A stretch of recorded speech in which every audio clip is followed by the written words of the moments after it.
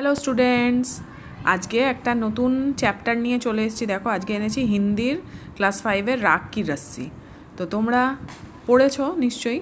রাগ কি রস্সি হলো তিব্বতের একটা লোককথা, যেখানে লোন পাগার বলে একজন মন্ত্রী ছিলেন। তো সে খুব চিন্তিত ছিল তার ছেলেকে নিয়ে। কেন? কারণ তার ছেলেটা খুব ভোলাভালা ছিল, খুব শান্ত, ভোলাভালা, কিছুই বুঝতো না। তো এই স্টোরিটা খুব সুন্দর, তোমরা পড়ে দেখো। লোন পোগারের ছেলে খুব ভোলাভালা ছিল, তো লোন পোগার খুব চিন্তায় ছিল যে ওর ছেলে কিভাবে জীবনযাপন করবে, সেই নিয়েই স্টোরিটা। তো সে একদিন তার ছেলেকে শহরে পাঠায় অনেকগুলো ভেড় দিয়ে সে শহরে পাঠায়। তো সেইভাবেই চলছিল। তো এইভাবেই রাগ কি রস্সি কবিতা স্টোরিটা শুরু হয়েছে।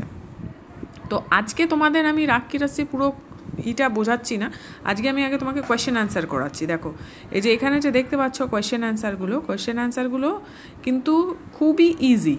তো ফার্স্ট কোয়েশ্চেনটা যেমন তুমি দেখতেই পাচ্ছ যে তিব্বতের মন্ত্রী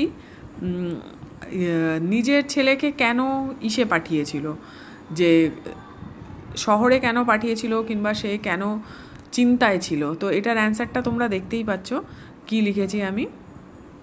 তো এই কোয়েশ্চেনের অ্যান্সারগুলো কিন্তু আমি খুবই ছোটো ছোটো করে লিখেছি, যাতে তোমাদের মুখস্থ করতেও সুবিধা হয়, পড়তেও সুবিধা হয়, আর বুঝতেও সুবিধা হয়।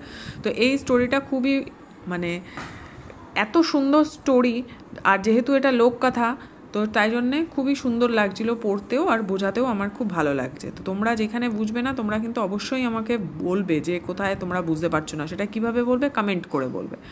তো এই দেখো, এখানে কিন্তু সব কোয়েশ্চেনের অ্যান্সারগুলো কিন্তু আমি তোমাদেরকে দিয়ে দিয়েছি। দেখো, তোমরা আস্তে আস্তে লিখে নাও, তো বুঝতেই পারছো ও কেন নিজের ছেলেকে ভেড়েদের সাথে শহরে পাঠিয়েছিল। কারণ ও নিজের ছেলেকে একটু বুদ্ধিমান বানানোর চেষ্টা করছিল, কারণ তার ছেলে একদম বোকার মতন থাকতো, কিছুই জানতো না।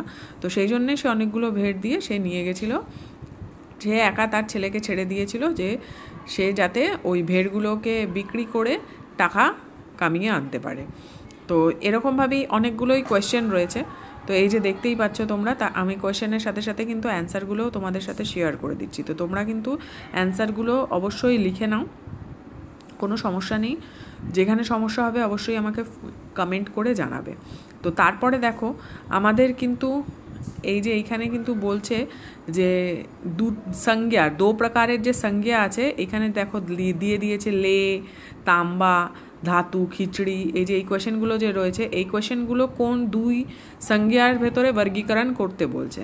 তো আমরা সংজ্ঞা জানি যে ব্যক্তিবাচক সংজ্ঞা আর জাতিবাচক সংজ্ঞা রয়েছে। তো এবার ব্যক্তিবাচক সংজ্ঞার আন্ডারে কি কি হবে? লে হবে, শেরওয়ানি হবে, তাম্বা হবে, খিচড়ি হবে। আর জাতিবাচক সংজ্ঞায় কী হবে? ধাতু হবে, ভোজন, শহর, বেশভূষা। তো এগুলো কিন্তু জাতিবাচক সংজ্ঞা আর ব্যক্তিবাচক সংজ্ঞায় ডিফারেন্স করে করতে হবে। আমি আরেকটা ভিডিও তোমাদের সাথে শেয়ার করব, যেখানে আমি সংজ্ঞার পুরো ব্যাপারটা তোমাদের সামনে আমি এক্সপ্লেন করব। সংজ্ঞা কাকে বলে, কত রকমের সংজ্ঞা হয়, সেই সংজ্ঞাগুলোর ডেফিনেশন কি, তো সবগুলোই আমি তোমাদের সাথে শেয়ার করব। তো এখন এই কোয়েশ্চেনের অ্যান্সারগুলো আগে তোমরা লিখে নাও চট করে। আর এই কোয়েশ্চেনটাও কিন্তু ইম্পর্টেন্ট, যে তোমাদের কোয়েশ্চেনে জিজ্ঞেস করতেই পারে যে কুছ अनाजों ভি নাম লিখো। তখন তোমরা কিন্তু চাবল, গেহু, মকাই, জোয়ার আর বাজরা, এই পাঁচটা কিন্তু আনাজ, মেন আনাজ হয়। তো এই পাঁচটা আনাজের নাম কিন্তু তোমরা লিখে দিতে পারবে। আর এগুলো কিন্তু স্পেলিংও খুব সোজা। তো অনেকেরই হিন্দিতে, যেহেতু বাঙালিদের বেশি প্রবলেম হয় হিন্দিটা পড়তে আর বুঝতে, তো সেই জন্য আমি চেষ্টা করছি যাতে তোমাদের কোনো অসুবিধা না হয়। আর দেখো, আজকে মোটামুটি আমরা 1-এর ক খ করলাম, 2-এর ক খ করলাম। গটা অতটা ইম্পর্টেন্ট না, তাই জন্য আমি বললাম না। আর এই যে আনাজের নাম বলে দিয়েছি, আর ওই ব্যক্তিবাচক আর জাতিবাচক সংজ্ঞাটাও কিন্তু আমি তোমাদের সাথে শেয়ার করে দিয়েছি। এরপরে এটার আরও অনেকগুলো কোয়েশ্চেন আছে, সেটা আমি আবার পরের আমার ভিডিওতে নিয়ে আসবো। তো তোমাদের যদি ভিডিওটা ভালো লাগে তাহলে আমার চ্যানেলটাকে লাইক করো, কমেন্ট করো আর সাবস্ক্রাইব করে নাও। আর না বুঝতে